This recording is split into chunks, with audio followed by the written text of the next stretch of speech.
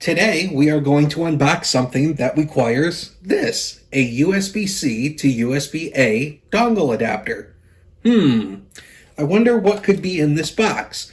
Well, if you've read the title, you already know what it is. This is my brand new 16-inch MacBook Pro. So let's go ahead and get right into the unboxing here. And this is just the standard 16-inch MacBook Pro with the M2 Pro processor, 16 gigabytes of RAM, and a 512 gigabyte SSD. See, by opening the box, there's our beautiful picture of our MacBook Pro right there. We'll set it just like that. Now, for those who are longtime viewers of the channel, you know that my primary computer for the last few years has been a 2015 15-inch MacBook Pro. And but now comes the time to replace it with this. I feel like one of the models on The Price is Right. Okay, so let's go ahead and get inside. There is a little pull tabs on the back here. Inside, this is the model that I've got here. Try to get it in camera view. The 16-inch MacBook Pro with the M2 Pro, the 16 gigs of RAM, and the 512 SSD. So again, when you get down to it, the specs are actually not that much different compared to my current 15-inch, but what is different is, you guessed it, the processor. It is not an Intel processor. It is Apple's own Apple Silicon, the M2. And for those who understand Apple products and know about this, you know that in 2020, Apple started the transition away from Intel processors to their own silicon based off the iPhone processor.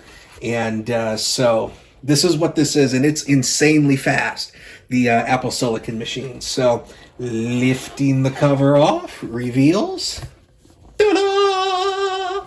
Our new 16-inch MacBook Pro. I bought it in silver because I really love the silver finish. Typical Apple fashion. Got our pull tab here. It is a stunning machine. These new MacBook Pros, they're really amazing. And of course, the new MacBook Pros come with MagSafe built right back in. Whoops, there you go. MagSafe right there. This is MagSafe 3, which I think is a little bit different than MagSafe 2. I think a little bit thinner, but I guess we could compare that. And the one thing that I like and don't like that Apple has done is they have removed the cable from the power brick. So now it's just a standard USB-C cable, and you can plug this into any USB-C power brick that supports the MacBook Pro. I like that in the fact that if the cable goes bad, you can just replace the cable and leave the brick alone. But I've also heard Apple doesn't sell this adapter with the power brick. So if you buy a spare power brick, you have to buy a spare MagSafe adapter. We don't get the power brick anymore, which, oh yes we do. We do get the power brick. Thinking of the iPhones. But here's all our documentation right in here. The Apple stickers will be in here as well. And here is the new power brick. It is considerably bigger than the 85 watt MagSafe power supplies. I think this is a 140. Yeah, it's a 140 USB-C power supply. It's got a little bit of paper on it, so Apple being a little more environmentally friendly, trying to get rid of as much plastic as they can. So there's our power supply. It only comes with the little 2-prong adapter, but you can still use the old extension cables onto here. See, it pops right off, he says. There you go. It pops right off, and you can put the extension cable in here. I have like 30 of those extension cables, so that's not an issue. I'm actually going to unplug that because I'm going to need the extension cable. And there's obviously nothing else in the box. Let's take a look at our beautiful new MacBook Pro. So obviously it's got the pull tab. We're just going to pull it. And, oh, look at how beautiful this is.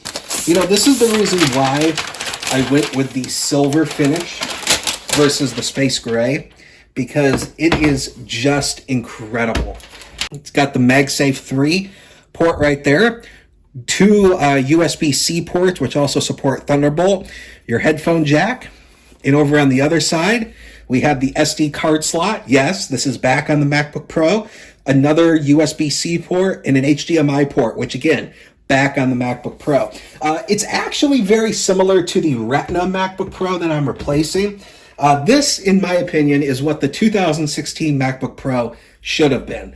But we all know the disaster that happened. But anyway, we'll open it up now. And and it auto boots now when you open it. I forgot that these new models do that. But let's take this off.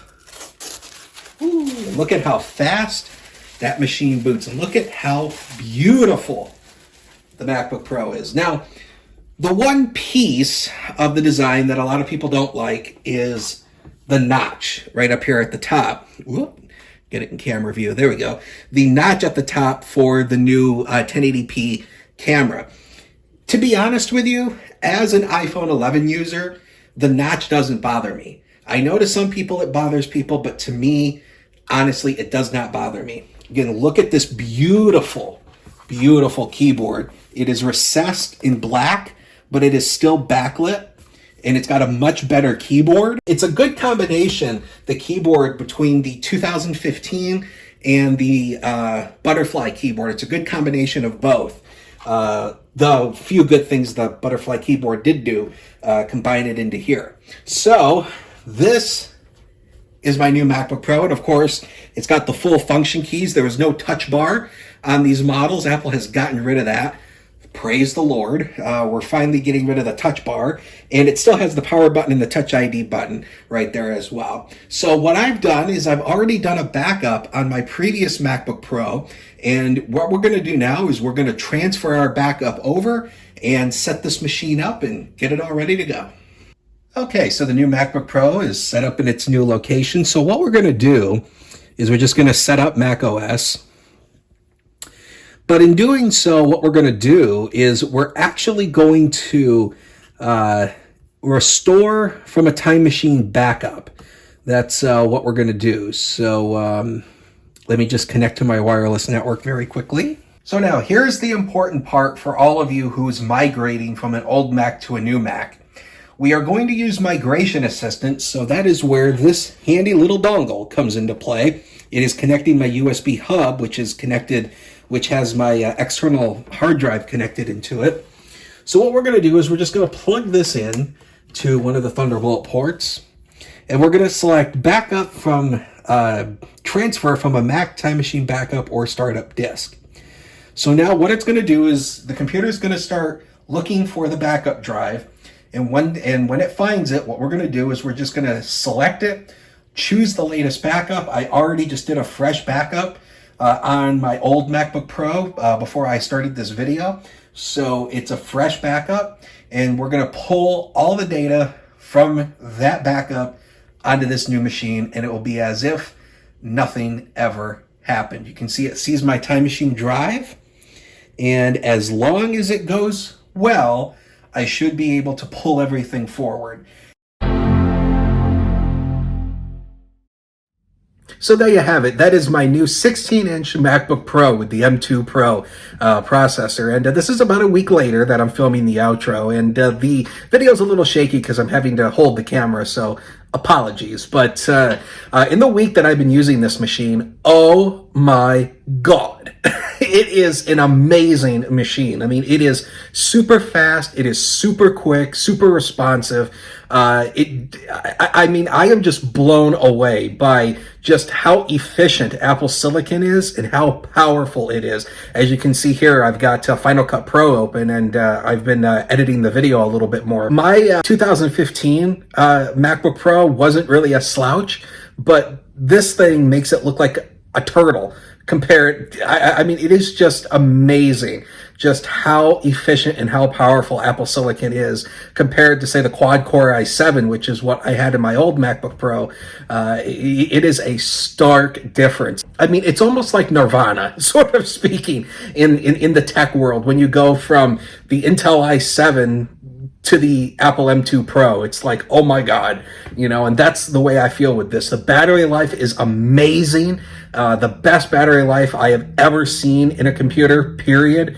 It is, like I said, I'm just blown away. I am speechless at how amazing this machine is. And I mean, it should be for $2,600, which is what my configuration cost when you add on tax. By no means is this a cheap computer. It is a powerhouse. I mean, I can't describe it other than woof. That's the best way I can describe it. So if you stayed with me through this shaky outro, again, I apologize for it being shaky. I'm having to hold the camera, so I know it's, you know, some of you don't like shaky video, and I understand that. But hopefully I'll be able to upgrade my video equipment here soon, and we'll start to see some improvements on that. So make sure you leave a comment in the comment section down below if you have any questions or anything of the sort. Follow all those social media accounts, and I will see you with the next tech video. Thank you for watching.